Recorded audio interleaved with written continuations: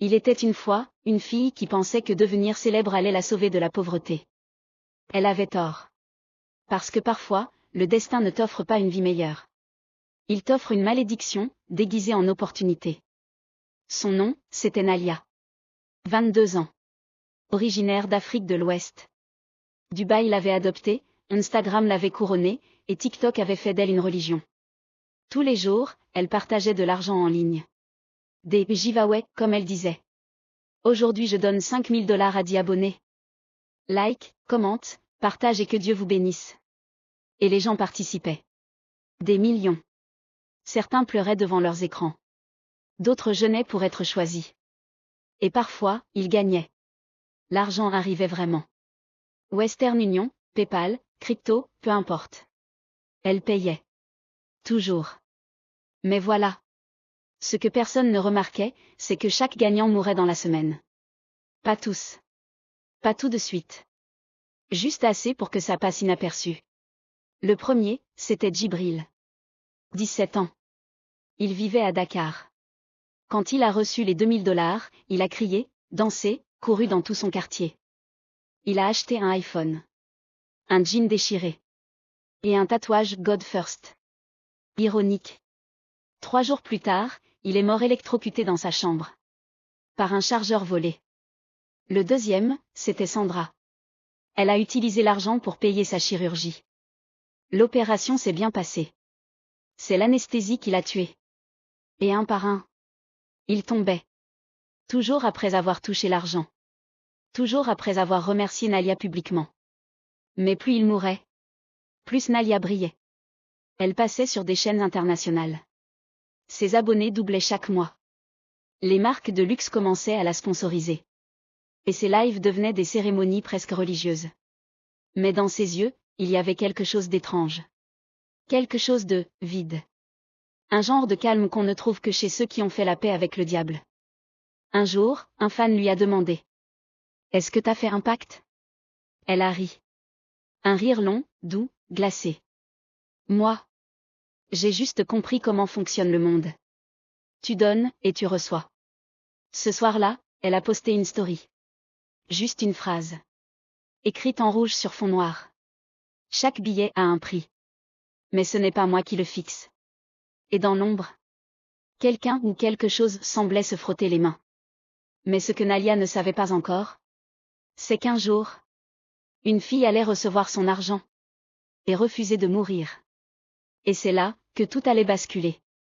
Personne n'avait jamais survécu. Pas une seule fois.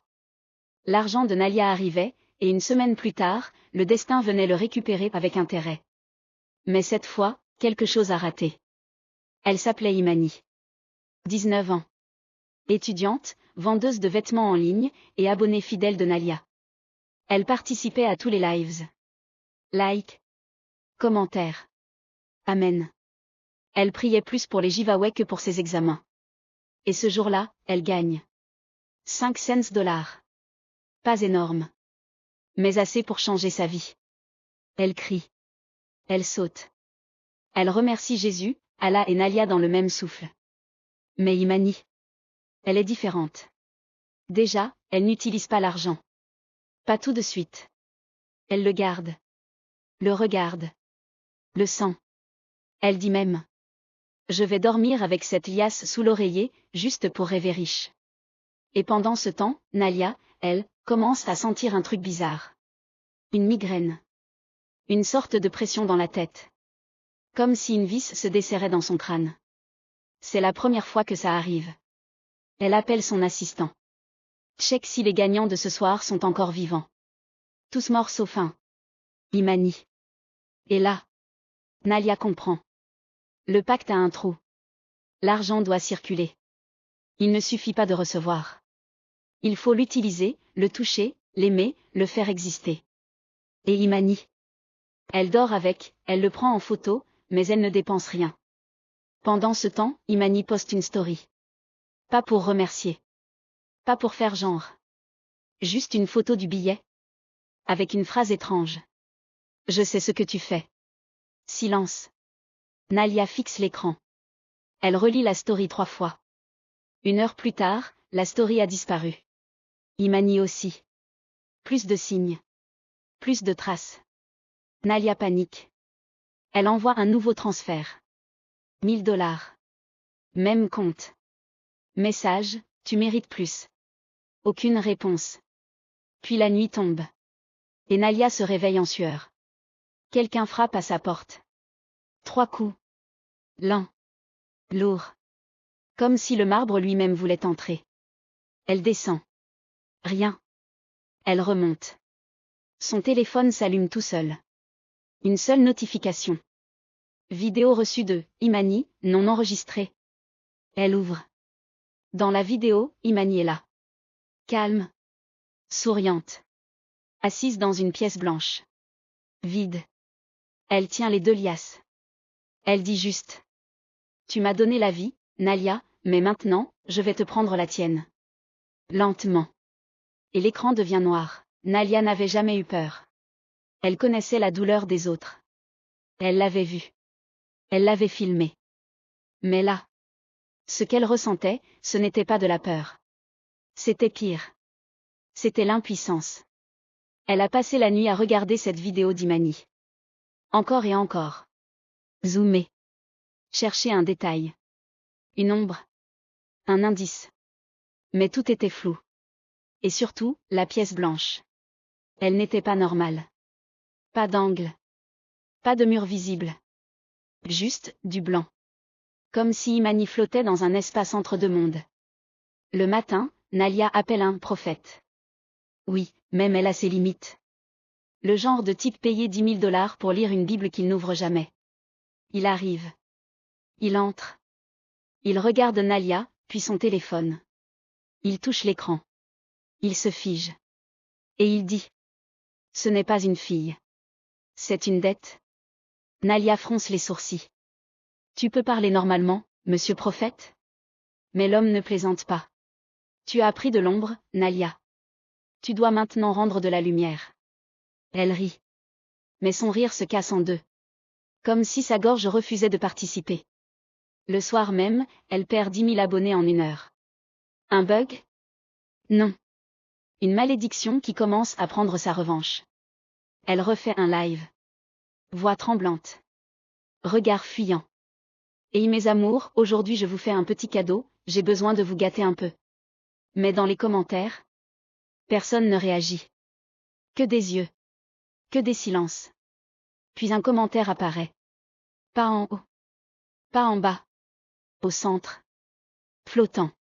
Comme s'il avait été collé par une main invisible. Tu ne peux pas acheter le silence.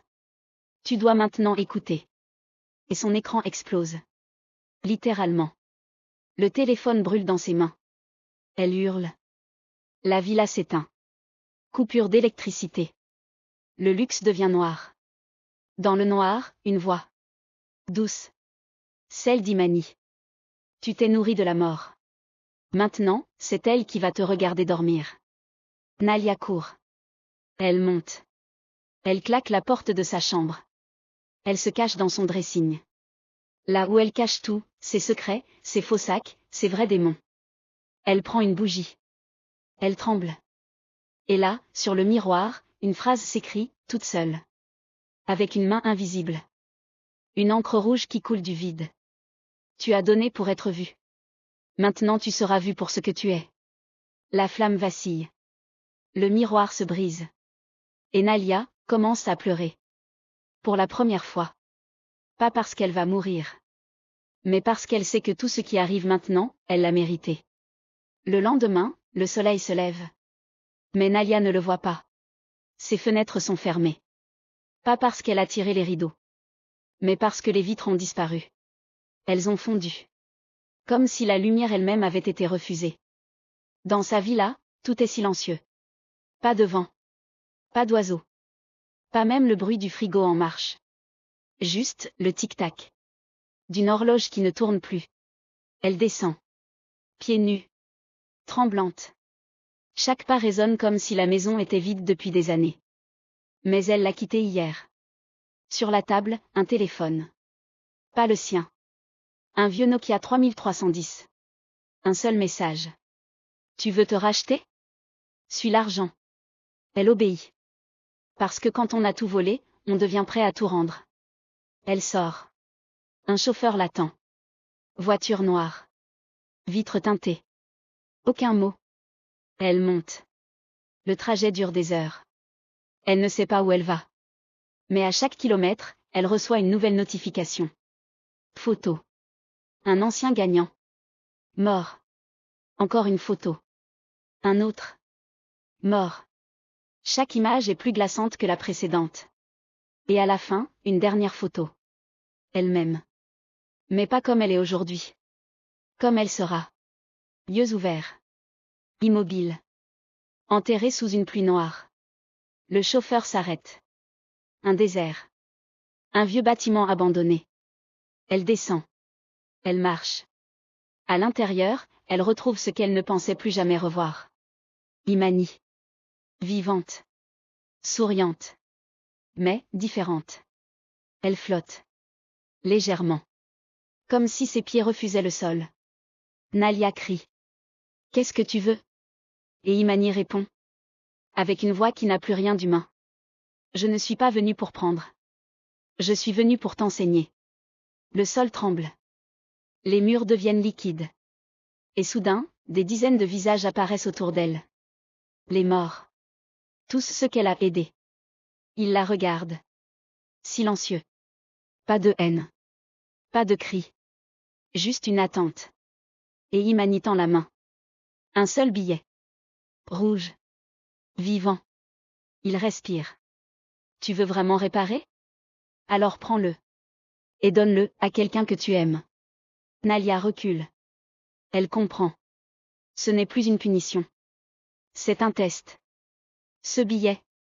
Si elle le donne, c'est l'autre qui mourra. Si elle ne le donne pas, c'est elle. Et là, pour la première fois, elle doit choisir. Pas entre la gloire et la pauvreté. Mais entre le sacrifice et la vérité. Le billet rouge flotte entre les doigts d'Imani. Il respire, comme une bête qui attend son prochain maître. Nalia le fixe. Elle sent sa chaleur. Pas une chaleur rassurante. Une chaleur ancienne. Sauvage. Comme si ce billet avait été imprimé en enfer. Tu veux que je le donne à quelqu'un que j'aime? Elle murmure. Elle doute.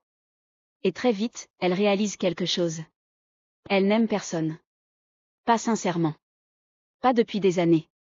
Elle a des abonnés. Des fans. Des assistants. Des contacts. Mais quelqu'un qu'elle aime, vraiment? Personne. Et c'est là que la peur devient autre chose. Pas une peur de mourir. Une peur plus profonde. La peur d'avoir vécu pour rien. Imani la regarde. Pas avec mépris. Pas avec pitié. Avec un calme divin. Tu peux toujours mentir. Choisir quelqu'un au hasard. Donner et t'en sortir. Encore une fois. Nalia serre les poings. Elle pense.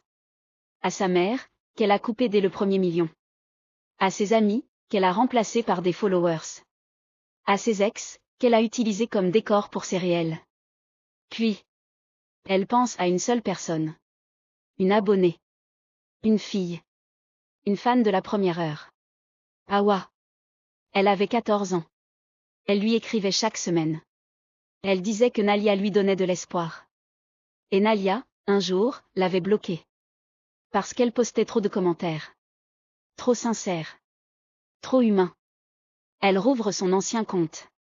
Elle la retrouve. Toujours là. Toujours vivante. Toujours fan. Elle hésite. Une minute. 2. Puis elle prend le billet. Ses doigts brûlent. Elle ferme les yeux. Et elle tape le numéro d'Awa. Je t'ai toujours vu, Awa. Tu es spécial. Je veux te remercier, je vais t'envoyer quelque chose. Un cadeau. Awa pleure. Elle n'en revient pas. Nalia envoie le billet. Par coursier. Rapide. Discret. Et elle attend. Chaque minute devient une éternité. Puis, minuit. Silence. Le téléphone sonne. Mais ce n'est pas Awa. C'est Imani. Tu as menti. Ce n'est pas de l'amour. C'est de la lâcheté. Et tout s'écroule. La villa. Le corps. L'écran. Tout. Nalia tombe. Pas au sol. Dans un vide. Un gouffre sans fin. Et dans ce gouffre, des écrans. Des milliers d'écrans. Tous diffusent ses anciens lives. Ses sourires. Ses dons. Ses rires. Mais plus elle tombe, plus son visage change. Ses yeux noircissent. Sa voix se déforme. Et ses followers rient. Mais ce ne sont plus des humains. Ce sont des ombres. Des bouches sans yeux. Des likes qui saignent. Nalia hurle. Mais le hurlement ne sort pas. Il reste bloqué dans sa gorge. Condamné à tourner en boucle dans son propre écho. Et dans l'écran le plus grand, Imani apparaît une dernière fois. Tu voulais être vu. Maintenant tu le es. Pour l'éternité.